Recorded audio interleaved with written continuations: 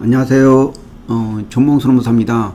오늘은 통상해고에 대해서 말씀을 드리겠습니다.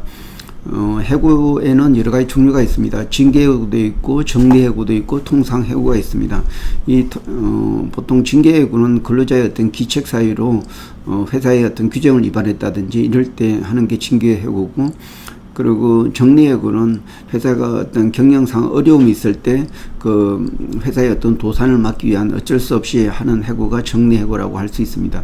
이 통상해고는 그 회사하고 상관없이 또 근로자의 어떤 규정 위반이 아니지만은 근로자가 어떤 기책 사유가 있을 때 해고를 할 수가 있습니다. 다시 말해서 근로자가 질병에 걸려서 일을 거의 결근을 많이 한다든지, 그리고 또 어떤 운전기사가 그 음주운전을 해가지고 어떤 그 운전면허증을 상실했다든지, 그리고 하여튼 그런 어떤 개인적인 사유가 있을 때에는 이렇게 회사가 일방적으로 해고를 할 수가 있습니다.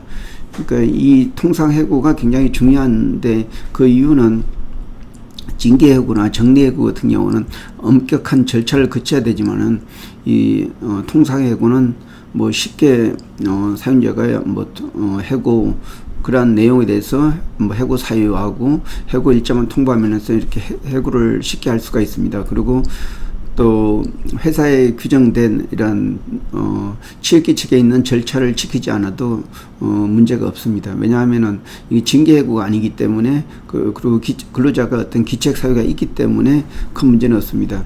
이 관련된 그 통상해고 관련돼 가지고 두 가지 어떤 최근에 질문이 들은 게 있는데, 하나는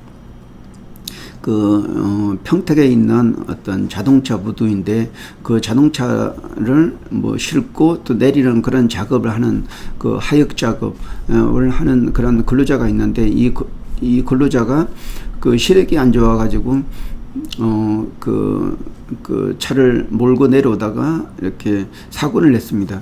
근데 이 근로자에 대한 그 사고 내역이 이번 한 번만 있었던 게 아니고 기존에 10번 정도 있었습니다. 그게 눈이 시력이 안 좋아지다 보니까 자꾸 사고를 냈던 거였습니다. 그래서 이 인사 담당자가 이에 대해서 어떻게 처리할 건지 이렇게 저한테 문의가 왔는데, 이럴 경우에는 어떤 의사한테 어떤 진단을 받아가지고 그 해당 업무가 적격한지 여부를 정확하게 판단해야 된다. 그걸 근거로 통상해고할 수 있다.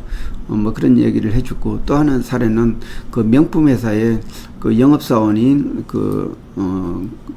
어떤 제품을 납품하고 거기에 한 4억 정도에 받아야 되는 그러한 그 납품 대금을 어떤 개인적으로 유용을 했습니다. 횡령을 해가지고 회사에 큰 손을 끼친 사례인데, 이 근로자는 이 4억이라는 돈을 횡령하고 또 그 회사에서 출근도 하지 않는 경우에 어떻게 처리해야 될지, 이 부분에 있어서는 우선은 근로자가 근로계약에서 가장 기본적인 의무가 근로 제공 의무입니다.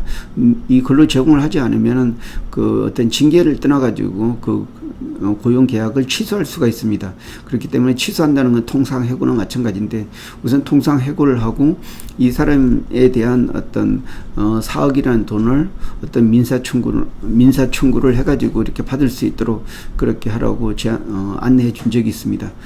그러면은 그 통상해고에 대한 관련된 구체적인 내용은 추가적인 글로써 올리도록 하겠습니다. 이상입니다.